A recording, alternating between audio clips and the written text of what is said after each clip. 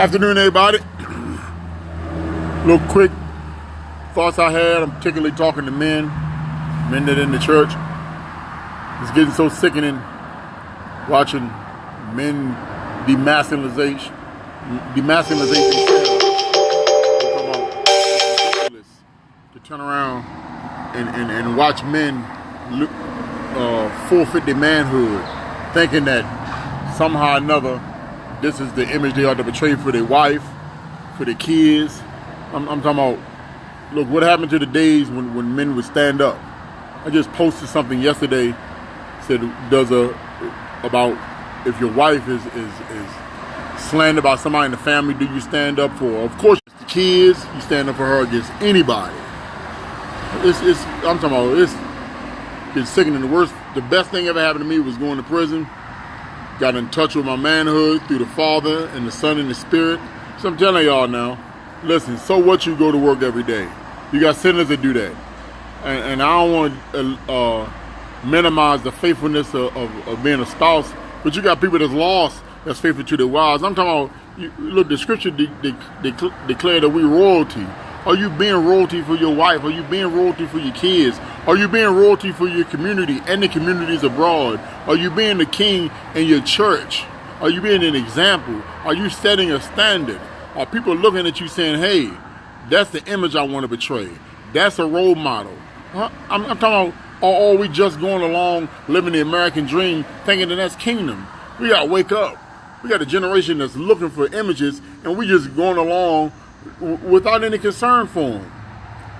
Wives and husbands divided. One want to do ministry, the other one do the world, and the one that want to do the world kicking the one that wants to do ministry. I'm gonna tell you, if you're a husband and your wife want to do ministry and you kicking against her, you pressing against the hand of God.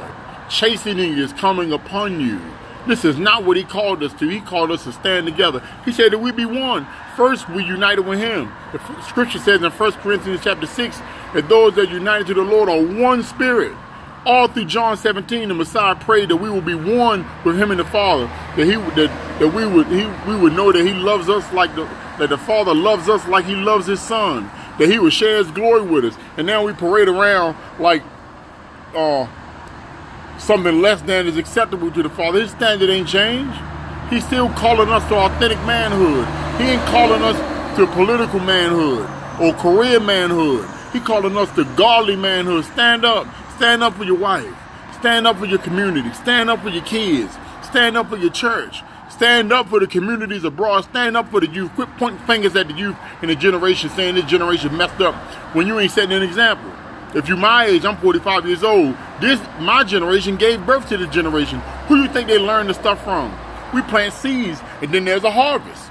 You plant a seed, you're going to get a harvest. So here comes the harvest now. So we got to turn around like the Lord told Jeremiah to go tear down and build up. We got to dig up those old seeds, replant, nurture them,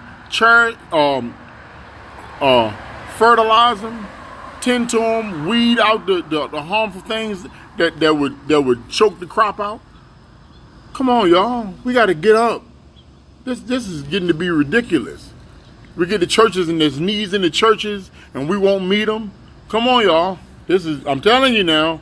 Telling you. God's hand, the chastening is going to move. He called the men to be a standard.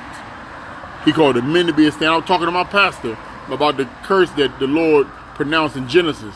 A man will live by the sweat of his brow.